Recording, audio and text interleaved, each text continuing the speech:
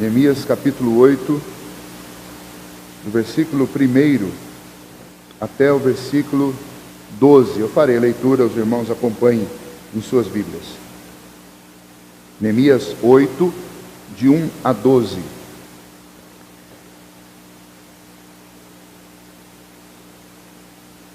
Em chegando o 7º mês, e estando os filhos de Israel nas suas cidades, todo o povo se ajuntou como um só homem na praça, diante da porta das águas.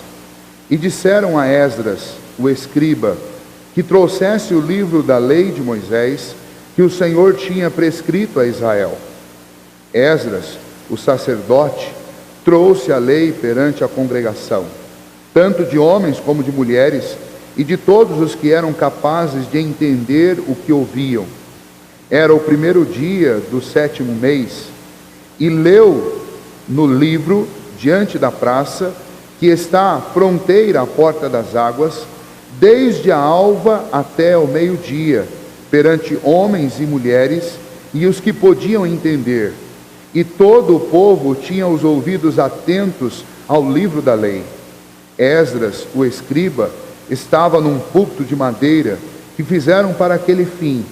Estavam em pé junto a ele, à sua direita, Matitias, Sema, Anaías, Urias, Ilquias e Maacéias, e à sua esquerda, Pedaías, Misael, Malquias, Razum, Asbadana, Zacarias e Mesulão.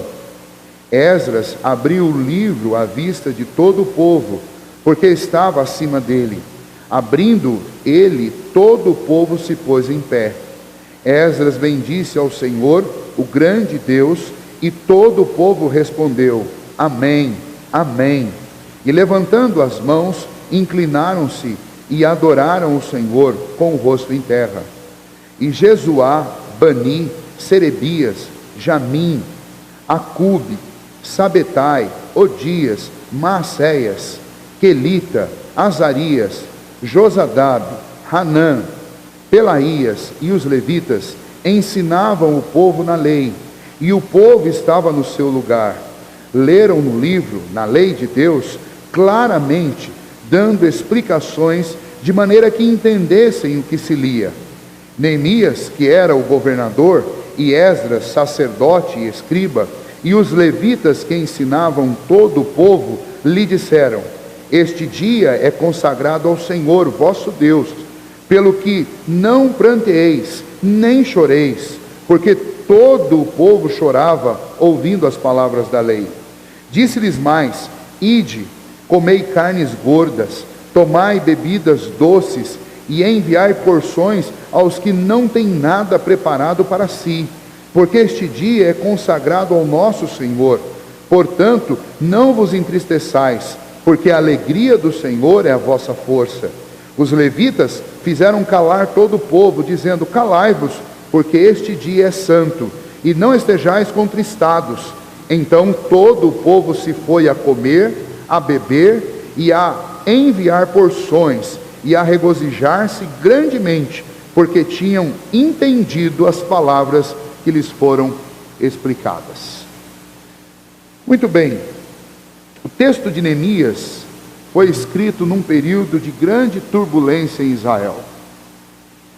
Neemias, se você observar desde o capítulo 1, Neemias estava também, como muitos de Israel, estava escravizado na Babilônia. Eles estavam fora de lá, porque eles tinham sido dominados. A terra de Israel tinha sido dominada por assírios, persas e babilônios. E então nesse período de domínios, muitos, especialmente os mais jovens, foram tirados de lá. E os que ficaram lá, ficaram em grande miséria. Além disso, uma vez que Israel, especialmente Jerusalém, não estava fortalecida lá em Judá, muitos povos nômades passavam por Jerusalém e eles saqueavam Jerusalém. E eles roubavam o ouro que tinha sido usado na construção do templo, as pedras preciosas que estavam encravadas nas colunas do templo, os utensílios dos templos, as casas dos moradores de Jerusalém, os muros, a madeira, que era algo extremamente valioso para eles, especialmente a madeira beneficiada, E então toda a nação estava em grande devastação. A maior parte do povo estava escravo fora de sua terra, e os que ficaram em grande miséria e sofriam saques constantemente. Neemias, que estava na corte servindo ao imperador, ele recebe uma notícia de que a sua terra, o seu povo, estava em grande miséria e desgraça. Ele ora ao Senhor, pede orientação a Deus, conta com a graça do Senhor, fala com o seu imperador, com o rei a quem ele servia, pede autorização para ir reformar Jerusalém, pelo menos fortificar suas portas e reconstruir as casas, para que pudesse ter o mínimo de segurança na sua terra. O rei, inclinado pelo Senhor, dá autorização para que ele faça isso, e então ele ajunta madeira, ajunta uma grande multidão de homens que pudessem trabalhar, e leva estes homens para Jerusalém para poder reconstruir a cidade. A proposta de Neemias para aquela cidade era a proposta de uma reforma.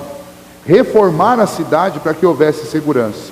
Reformar a cidade para que houvesse salubridade para as pessoas que moravam lá. Reformar a cidade para que a autoestima, a moral daqueles que estavam vivendo lá fosse reerguida, porque eles estavam arrebentados. A cidade estava arrebentada. Juntamente com Neemias vai também para Jerusalém Esdras, o sacerdote. Esdras não tinha sido levado como escravo para lugar nenhum, mas o culto em Jerusalém tinha cessado, porque o templo tinha sido assolado, e tudo aquilo que outrora foi glorioso no culto ao Senhor, tinha sido esquecido debaixo de escombros. A linha sacerdotal não foi extinta, mas ela estava obsoleta naqueles dias de Neemias. Os dias de Neemias foram por volta de 445 a.C. Nesse período, foi um dos últimos períodos em que Deus falou ao povo através de sacerdotes, em que Deus esteve trabalhando diretamente através de intervenções sobrenaturais na vida do povo. Por volta do ano 400 depois de Cristo, cessam essas operações especiais de Deus, e acontece um período até que vem Cristo Jesus, até que vem João Batista, de 400 anos, que são chamados 400 anos de silêncio. Nesse período não houve revelação, não houve escritura de livros que pudessem se encaixar dentro das escrituras. Nesse período não houve profeta. E então este último homem de Deus, ele vai, junto com Neemias, propor uma reforma para o povo de Jerusalém. Uma reforma que era tanto uma reforma estrutural, uma reforma econômica, econômica e política, mas era também e principalmente uma reforma espiritual. E então, quando eles chegam lá, Neemias, com toda a madeira que ele trouxe, com as pessoas que ele trouxe, ele organizou o povo de tal maneira que todo homem trabalhasse, que toda mulher trabalhasse, toda criança trabalhasse, e era uma mão na pá, uma mão na enxada e uma outra mão na lança, para resguardar a cidade. E eles vão reconstruir, e de fato eles reconstroem os muros, eles repõem as portas que tinham sido queimadas. Depois que a reconstrução do muro é feita, eles vão reformar as suas casas, e ele ajuda o povo na reforma das casas. É óbvio que tinha lá um grupo de pessoas pessimistas que tentavam impedir o trabalho, mas as reformas foram acontecendo. A reforma estrutural da cidade, a reforma econômica da cidade, a reforma política, e faltava ainda uma reforma, que era a reforma na vida das pessoas, a reforma espiritual. Eles viveram muito tempo sem a palavra de Deus, eles viveram muito tempo sem a orientação do Senhor, eles viveram muito tempo sem oração, muito tempo sem cantar, muito tempo sem confessar pecados, muito tempo largados. E agora então Neemias vai entrar nessa história. Mas precisava de um elemento importante para que aquela reforma fosse bem sucedida. Faltava a palavra, faltavam os livros da lei. Se você ler o livro de Esdras, você vai perceber que Esdras também realiza algo fantástico lá. Ele vai fuçar nos escombros do templo, do antigo templo, e ao mexer nos escombros ele vai encontrar o livro da lei soterrado, ou pelo menos um exemplar dele.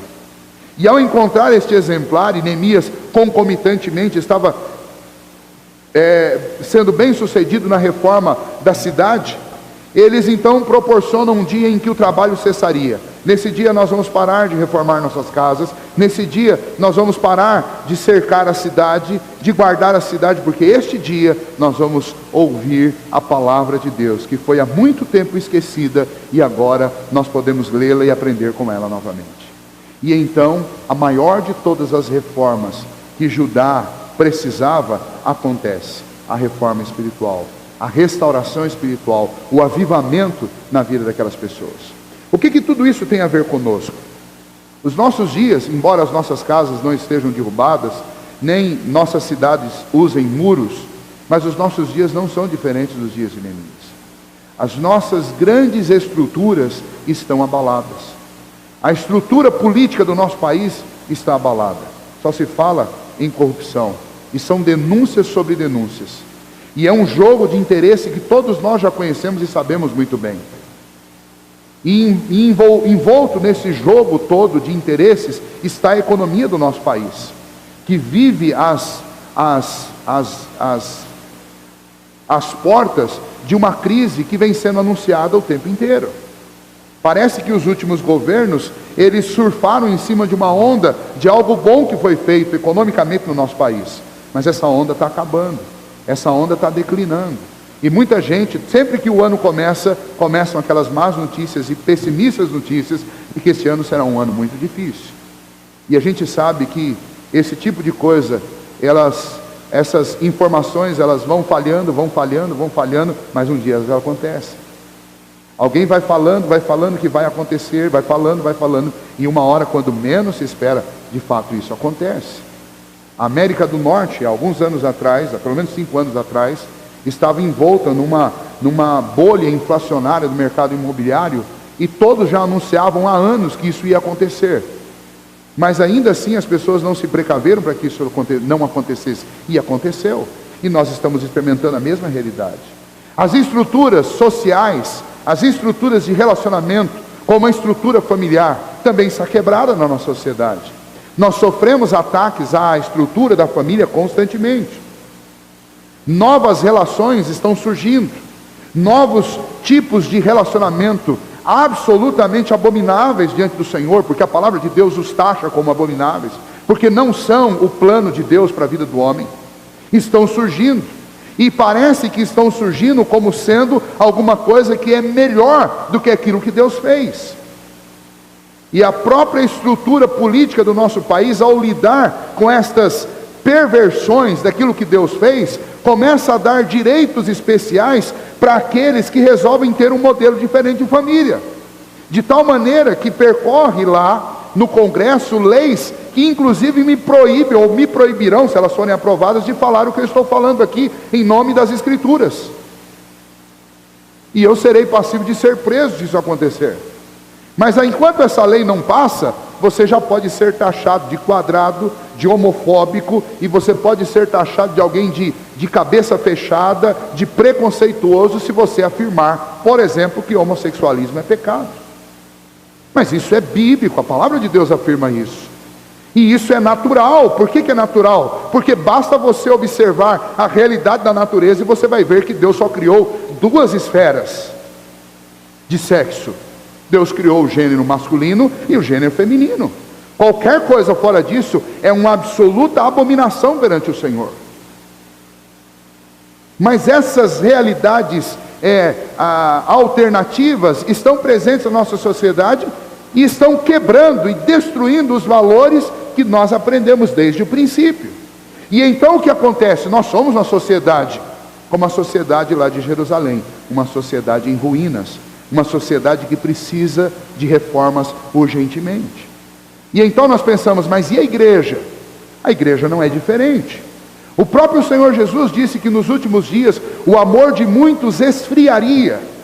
E o que nós estamos experimentando na igreja hoje, senão o esfriamento do amor? O esfriamento que faz com que eu não considere as pessoas e as trate de forma igual. O esfriamento que faz com que eu não me compadeça daqueles que estão enfrentando uma dificuldade, uma necessidade. O esfriamento que faz com que eu ache que o culto ao Senhor é uma reunião comum, que eu posso entrar e sair de qualquer jeito, que eu posso chegar a qualquer hora, eu não tenho hora para começar e não tenho hora para terminar, eu não preciso prestar atenção, eu nem sequer preciso prestar atenção no que eu estou cantando, aliás, eu não preciso nem cantar. E fora isso, eu posso passar a semana inteira tranquilo, porque se eu cumprir uma meia hora ou uma hora numa igreja qualquer no final de semana, eu estou apto para passar mais uma semana, e se eu morrer eu vou para o céu, porque afinal de contas eu fui numa igreja no domingo. Isso é esfriamento, isso não é a fé cristã. Isso é um pseudo-cristianismo, é uma forma de religiosidade, mas não é uma forma de religiosidade que transmite aquilo que é a essência das Escrituras. Então nós somos um povo também que precisa de reforma espiritual, porque a espiritualidade do século 21, mesmo aquela dos cristãos evangélicos, está em baixa, muito em baixa.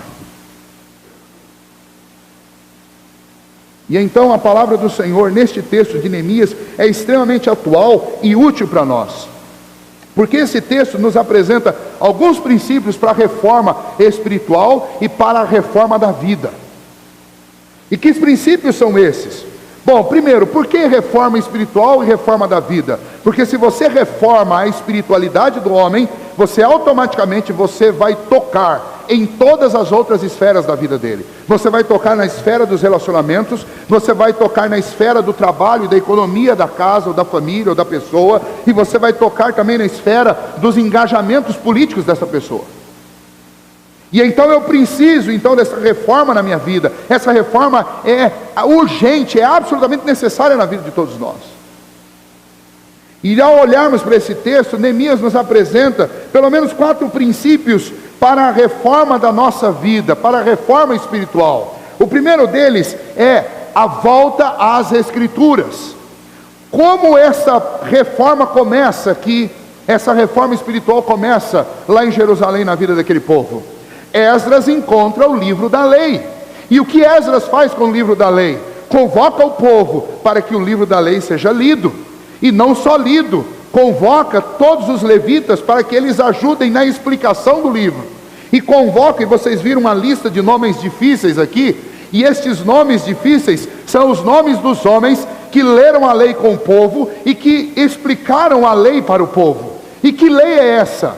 A lei trata-se dos 5 primeiros livros da Bíblia, onde estava a história da criação, onde estava a história da libertação do povo do Egito, onde estava a história da lei de Deus quanto ao culto e adoração, quando estava o estabelecimento dos preceitos de Deus, tanto os preceitos que servem para resguardar a nossa vida, quanto os preceitos que servem para organizar a nossa vida, quanto os preceitos até de lei civil que Deus concedeu a Moisés e nos deixou como herança, como os 5 primeiros livros da Bíblia que nós temos hoje. E então estes homens vão explicar esta lei para o povo, e o povo então vai receber esta mensagem, e isso vai produzir comoção na vida daqueles homens. Se você observar o texto, tem algumas informações muito interessantes para nós guardarmos aqui, porque isso mexe com a gente. Primeiro, Neemias leu do nascer do sol até o meio-dia. Veja só, sabe qual a posição que o povo estava durante esse período todo? Em pé. Quando o livro foi aberto, os homens todos da cidade, as mulheres, as crianças, todos se levantaram. E então Esdras leu. E Esdras leu até o meio-dia. E o povo estava em pé. E quando eles terminaram de ler, e eles disseram amém, e o povo disse amém, imediatamente esse povo se pôs ao chão e começou a chorar, por conta daquilo que eles ouviram. Por que isso aconteceu? Porque não existe nada mais impactante para o coração do homem do que a palavra do Senhor, do que a lei de Deus. Não pense que a lei de Deus é alguma coisa que serviu para o povo do Antigo Testamento e não serve para nós hoje. A lei de Deus relata os gostos de Deus. A lei de Deus relata os alertas de Deus, como um pai que alerta os seus filhos e os prepara para a vida. A lei de Deus é poder de Deus também dentro da vida dos homens, e nós não podemos abrir mão dela. Mas nós temos um grande privilégio em relação àquele povo que estava lá em Jerusalém naquele dia. Nós temos o privilégio que nós não temos apenas 5 livros da lei, mas nós temos 66 livros para serem lidos, para alimentarem o nosso coração e a nossa alma, para apontar para nós o caminho. E então o que está faltando para o nosso povo hoje? Desde nós que somos cristãos, mas até o povo que não é cristão. O que está faltando para que haja uma reforma espiritual na nossa vida, para que aconteça uma reforma nos relacionamentos, para que aconteça uma reforma na economia, para que aconteça uma reforma na política, para que aconteça uma reforma na nossa nação? O que está faltando? Está faltando referencial, e o grande referencial para a vida do homem é a palavra que nós recebemos do próprio Deus. Enquanto nós não atendermos para isso, não atentarmos para isso, nós vamos ficar buscando referenciais em lugares que estão vazios. Eu acompanho diariamente gente postando frases no Facebook, ou compartilhando, ou curtindo, que não fazem a menor ideia de onde surgiu. A frase era interessante, mas hoje mesmo eu vi uma que ela tem como origem Chico Xavier. E segundo ele recebeu em transe essa frase. E aí hoje tinha um cristão curtindo, postando e compartilhando essa frase. Quer dizer, não há mais nem o mínimo trabalho de saber qual é a origem daquilo que eu estou curtindo. Quanto mais compreender o que está sendo dito. O que é o nosso problema hoje? Por que vivemos um tempo de esfriamento? Por que o amor esfriou? Por que você não acha gente para se engajar no trabalho, para ser voluntário no serviço ao Senhor? Por que há necessidade de implorarmos para que as pessoas sirvam no reino de Deus? Porque simplesmente nós temos abandonado a palavra de forma sistemática. Assim, não, pastor, eu não faço isso. Não faz? Quanto tempo você gasta por dia lendo as Escrituras? Não precisa responder. Para mim não, mas você deve responder para você. Quanto tempo você gasta por dia entendendo o que está nas Escrituras?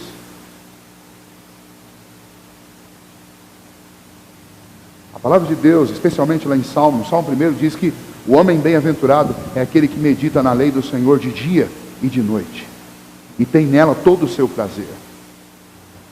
Neemias, junto com Esdras, promoveu um retorno do povo à palavra. Eles leram, eles ouviram a leitura em pé, solenemente, e eles entenderam o que estava sendo dito. Se você quiser conferir também, você pode juntar os dois textos com Esdras capítulo 7, e você vai ver a realidade do que aconteceu lá. Deixa eu dizer uma coisa para você: os grandes períodos áureos da fé cristã, como por exemplo o período da Reforma, foram períodos em que a Bíblia, a palavra de Deus, foi colocada na mão do povo. Lutero, por exemplo, teve uma preocupação de colocar a Bíblia na língua, no idioma alemão, para que o povo pudesse ler, porque até então a Bíblia estava no latim e os alemães não tinham acesso à leitura. E então ele faz o que? Ele vai traduzindo porções da Bíblia até que ele consiga traduzir tudo e coloca isso na mão das pessoas.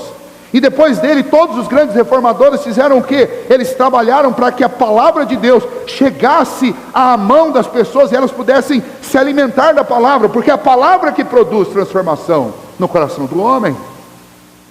Não há reforma espiritual sem volta à palavra de Deus. Uma vez o presbítero Toto disse aqui: é difícil nós chegarmos a resultados diferentes quando nós fazemos sempre a mesma coisa. Não dá para esperar que aconteça uma reforma, um avivamento espiritual na nossa vida, se nós fizermos todos os dias a mesma coisa. E o que eu estou fazendo todos os dias? Sistematicamente todos os dias, eu estou privando a minha alma da palavra de Deus. Qual o resultado disso? O resultado não vai ser diferente do que nós estamos provando hoje: esfriamento,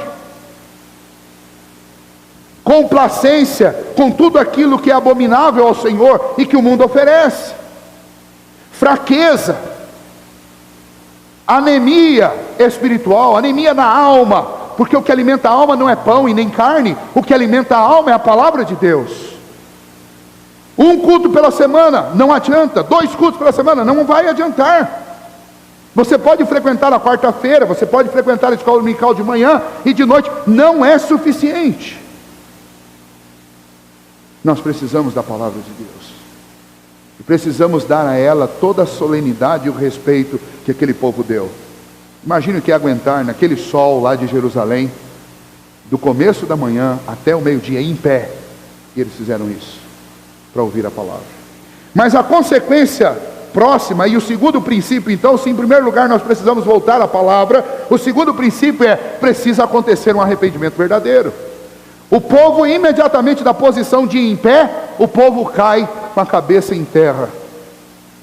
E eles se prostram diante da palavra de Deus que tinha sido exposta. E eles começam a chorar e a prantear. Por quê? Porque é inevitável que alguém que entenda o que a palavra está dizendo, automaticamente caia em pranto. Por quê? Porque vai olhar para si mesmo e vai ver quão distante nós estamos daquilo que a palavra, daquilo que Deus quer que nós vivamos e sejamos. E então, quando eu percebo estas coisas, eu vou perceber que eu estou perdido. Hoje cedo eu contei a história de um cidadão lá de Istambul, um cônsul, Estróbio. E o que aconteceu com Estróbio? Estróbio arrumou um problema com a mulher do imperador. E o imperador, convencido pela mulher, decretou a morte dele. E todo o povo que amava o imperador resolveu caçá-lo na pequena cidade onde eles estavam. E Estróbio não era um homem qualquer. Ele era um homem cheio de fama. Ele era um homem muito rico. Ele era um cônsul. Ele tinha muito dinheiro. Ele tinha majestade, quase que a mesma majestade do imperador. Mas o povo resolveu caçá-lo. E ele perdeu da noite para o dia. Ele perdeu a fama. Ele perdeu todos os seus tesouros. Eles não serviam de mais nada para ele. E ele então vai correndo. E ele entra dentro da catedral, porque ele sabia que lá o povo não ia entrar. Pede ajuda ao pastor, se agarra às pilastras do altar e fica lá. E o pastor vai conversar com ele. Mas ele está em desespero. Ele só chora porque agora ele considera o fim da sua vida.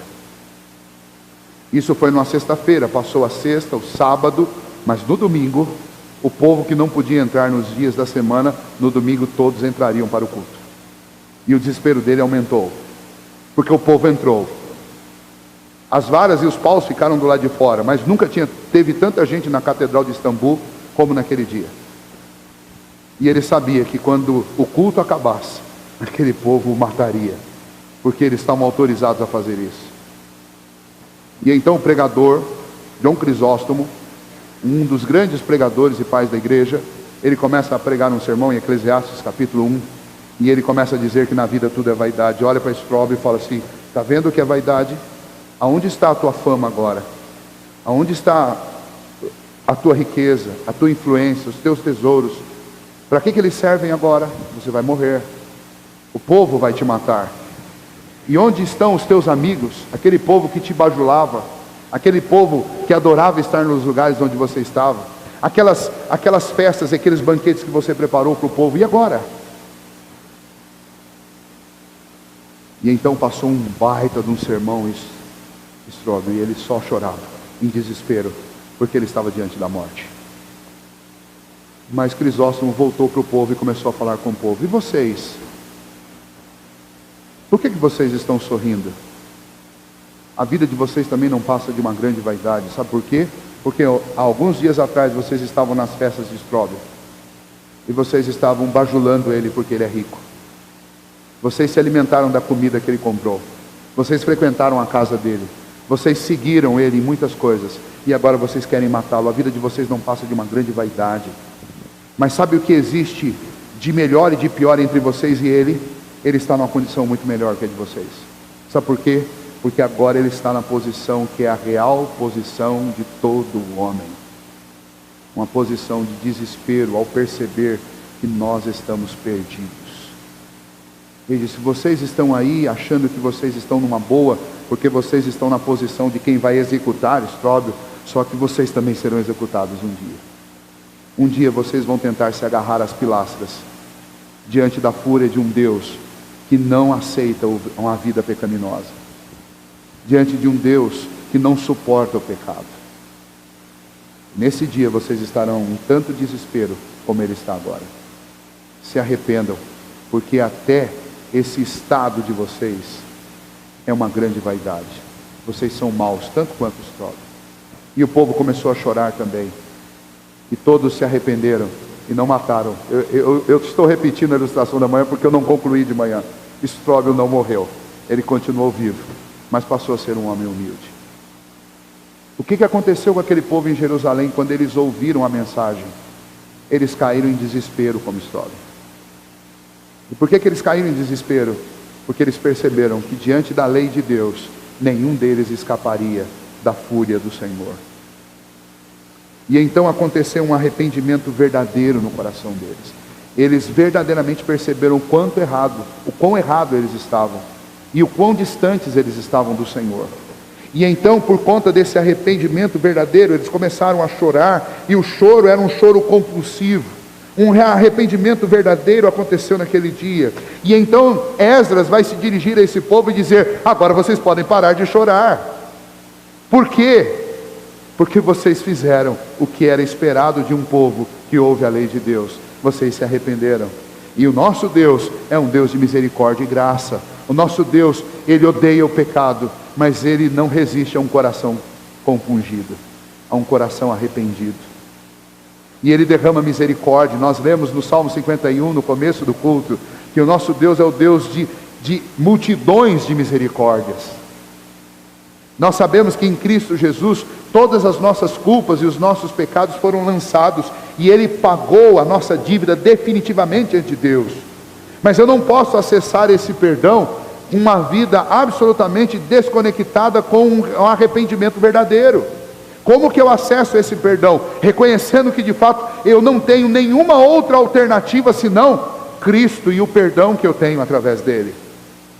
E então o arrependimento que nós precisamos para que haja um verdadeiro avivamento, uma reforma espiritual na nossa vida, é aquele arrependimento que começa não por causa do remorso, não porque alguém convence-nos argumentativamente, racionalmente, mas é aquele arrependimento que é fruto da intervenção profunda da palavra de Deus no meu coração, fazendo com que eu encare o meu próprio pecado, fazendo com que eu perceba as minhas mazelas, as minhas tristezas, fazendo com que eu perceba que eu estou perdido. A minha situação é uma situação de desespero. Se o Senhor rasgar os céus e olhar dentro dos nossos olhos agora, todos nós morreremos, a não ser que Cristo se interponha entre nós e o Senhor. Todos nós morreremos. E é por isso que o arrependimento ele é tão necessário para que haja uma reforma espiritual na nossa vida.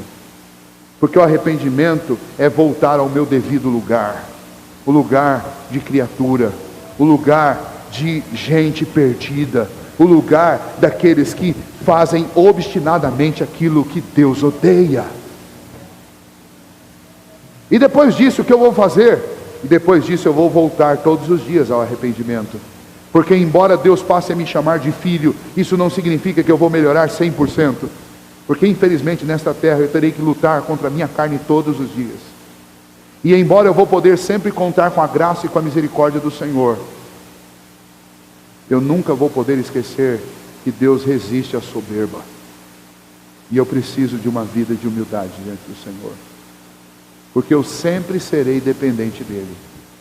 Então eu sempre terei motivos para chorar de arrependimento.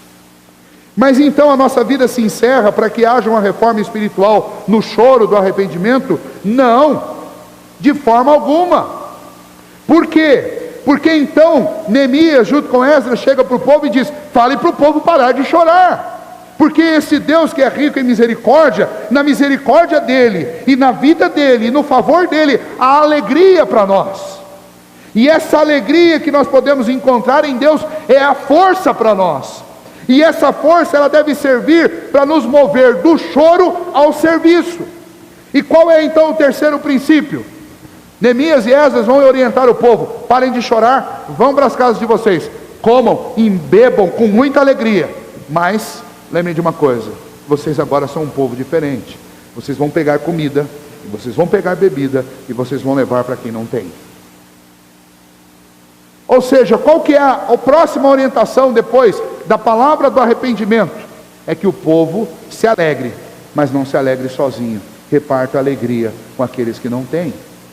E então, um princípio que Neemias traz para as nossas vidas a respeito da reforma espiritual, é que a reforma espiritual necessariamente ela deve produzir uma preocupação com os necessitados.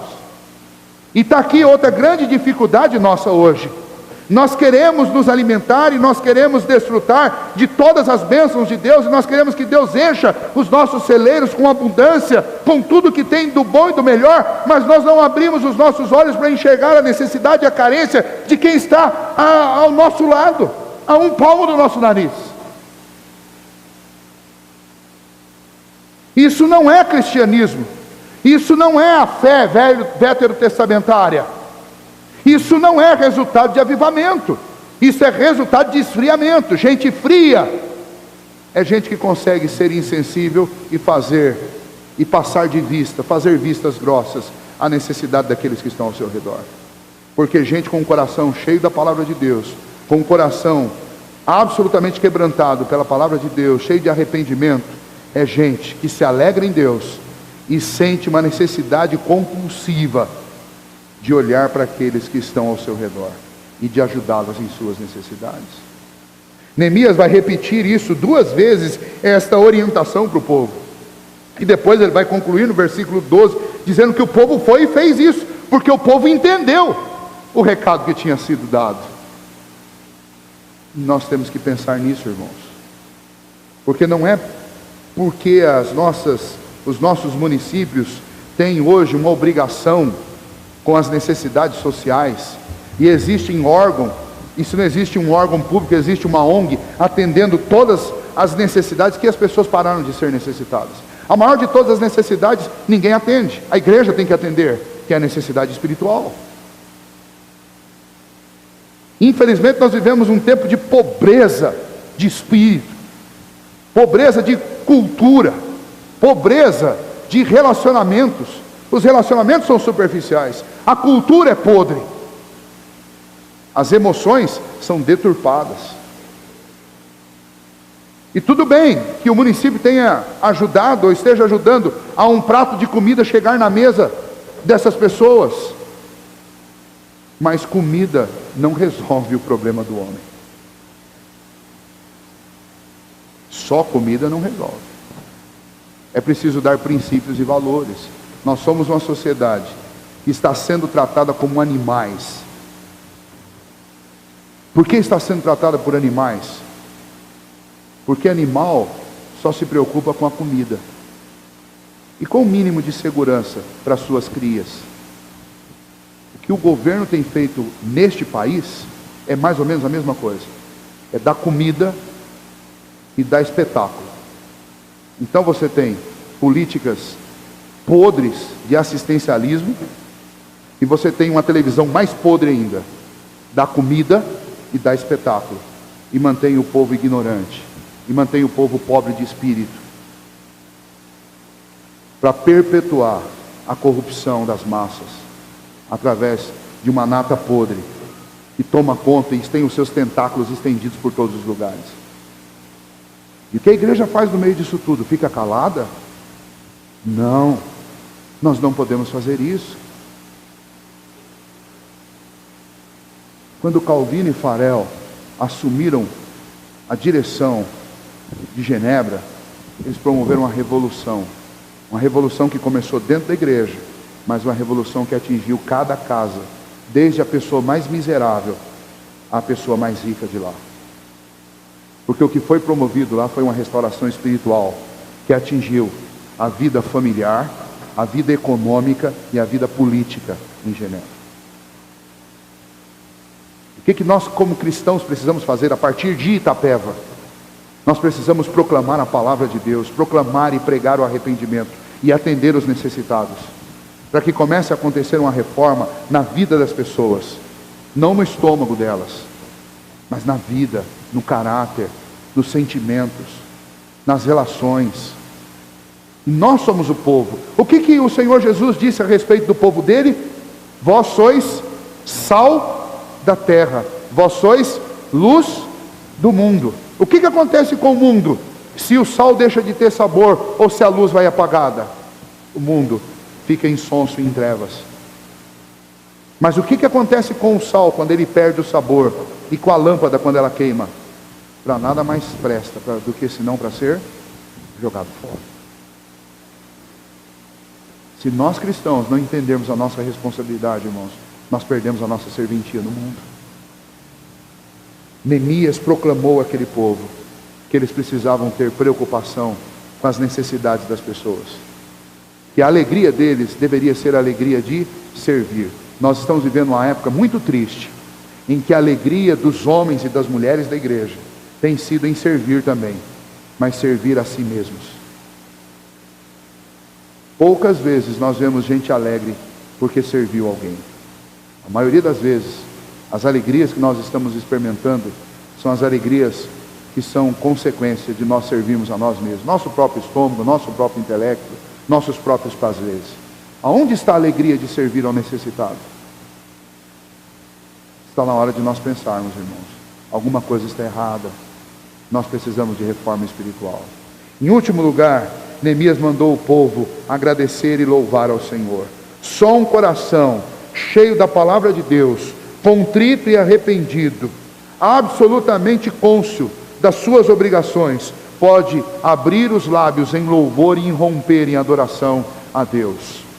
Eu amo música, amo e gosto demais dos nossos cânticos, mas temo que muitas vezes eles têm se tornado uma droga para nós.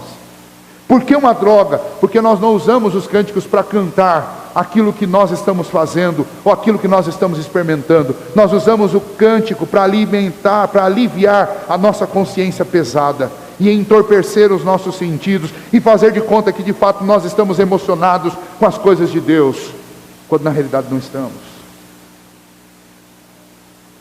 O louvor é fruto de lábios que confessam o nome do Senhor. O louvor é fruto de corações compungidos por Deus.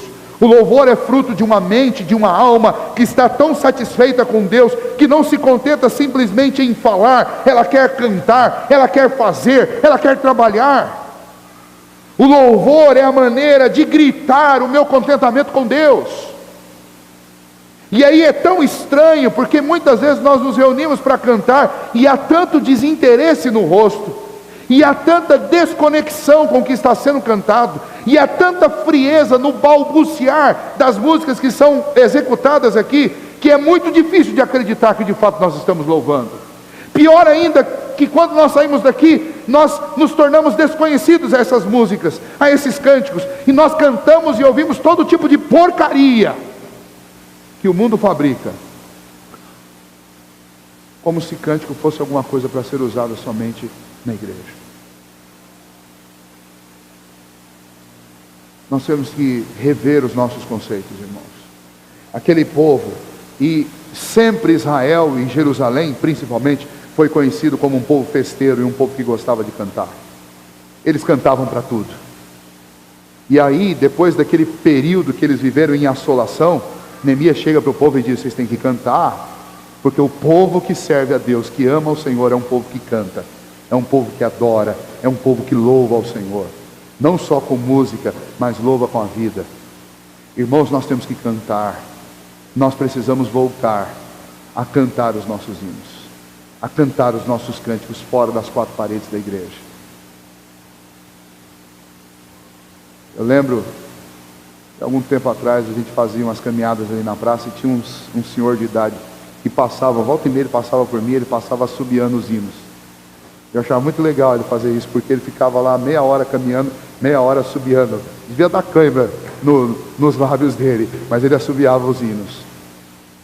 Ele podia até não falar as letras, mas a alma dele conhecia as letras.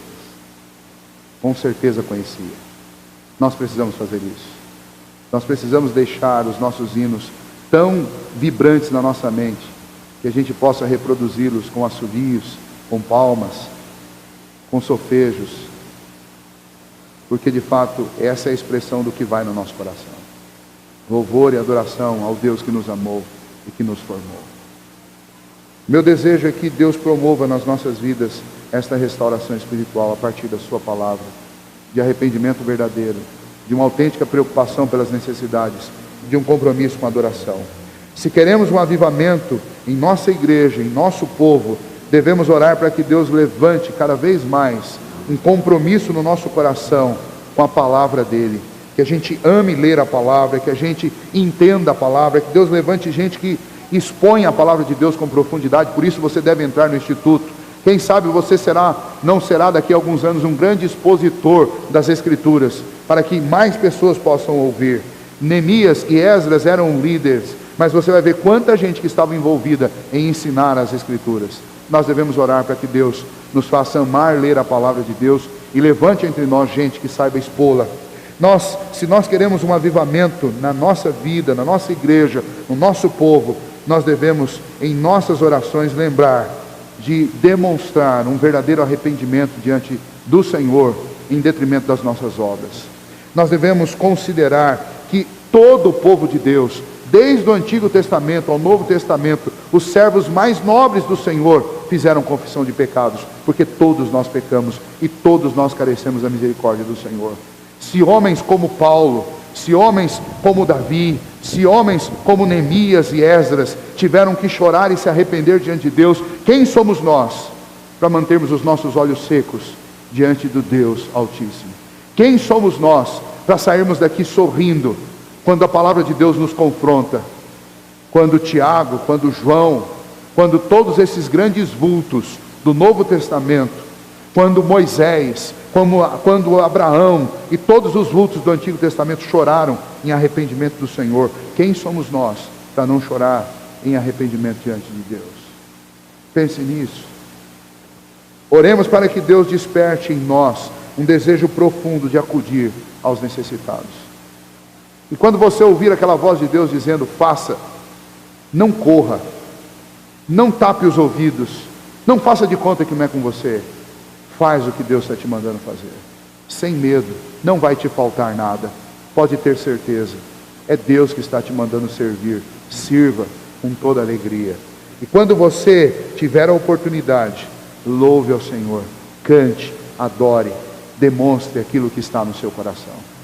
Que Deus nos ajude a experimentar uma verdadeira reforma espiritual na nossa vida e na nossa igreja. Feche os seus olhos. Senhor Deus, nos ajude, Pai. Por vezes, ó Deus, nós nos sentimos tão distantes do Senhor. Por vezes, ó Deus, as circunstâncias ao nosso redor comprovam que não é apenas um sentimento, mas é uma realidade. Ó Senhor, a nossa oração nesta noite é que o Senhor nos faça voltar à Tua palavra. Nos ajude, ó Deus, a ter amor, respeito e temor por ela. Que o Senhor nos ajude a buscar o alimento profundo do Senhor para a nossa alma na Tua palavra. Que a Tua palavra, que é poder para a transformação do homem, ela possa, ó Deus, agir poderosamente em nós. Que o Teu Santo Espírito aplique esta palavra ao nosso coração e promova em nosso coração duro, às vezes tão duro quanto pedra, promova em nós, ó Deus, o arrependimento e o quebrantamento necessário. Ó Pai, em nome de Jesus pedimos, ó Deus, que o Senhor nos faça olhar um pouco além de nós mesmos, nos faça enxergar, ó Deus, as necessidades daqueles que estão ao nosso redor, tanto aqueles, ó Deus, que são íntimos nossos, quanto aqueles que talvez sejam até inimigos nossos. E nos ajude, ó Deus, a sermos servos uns dos outros, a servirmos uns aos outros, atendendo e cuidando das necessidades uns dos outros. Coloca nos nossos lábios, ó Deus, um hino novo, um cântico novo de louvor ao Senhor. E nesta noite, ó Deus, ao sairmos daqui, nós saiamos silentes. Nós saiamos, ó Deus, constrangidos. Que o Senhor produza esse constrangimento em nós, para que nós percebamos, ó Deus, que nós precisamos de uma renovação na nossa vida, uma reforma. Que, ó Deus, ainda que estejamos desfrutando da Tua graça e da Tua misericórdia, isso não significa, ó Deus, que as nossas responsabilidades, os nossos deveres para com o Senhor tenham cessado. Mas significa, ó Deus, que nós temos hoje um privilégio muito maior ao servir ao Senhor, porque sabemos, ó Deus, da grande e boa mensagem do Evangelho. Mas, ó Deus, o que nos entristece e nos constrange nesta noite é que, apesar, ó Deus, de estarmos numa situação muito mais privilegiada do que os moradores de Jerusalém em 445 a.C., a nossa situação, ó Deus, continua sendo, ó Pai, igual ou talvez pior a deles. Porque com todas as informações privilegiadas que temos a respeito do Senhor e do Teu Santo Filho Jesus, ainda assim, ó Deus, estamos vivendo de forma fria, estamos vivendo longe da Tua palavra, estamos vivendo, ó Deus, de forma absolutamente, ó Deus, egoísta. E, ó Pai, com os nossos lábios fechados, tem faltado gratidão e louvor nos nossos lábios. Portanto, ó Deus, tenha misericórdia de nós, ó Pai, que o Teu Espírito trabalhe no nosso íntimo, convencendo-nos, ó Deus, das nossas necessidades, convencendo-nos, ó Deus, da urgência de uma reforma na nossa vida. E que o Senhor, que é o único que pode fazer isso, promova esta reforma no nosso coração. É o que nós te pedimos nesta hora, em nome do Teu Filho Jesus. Amém.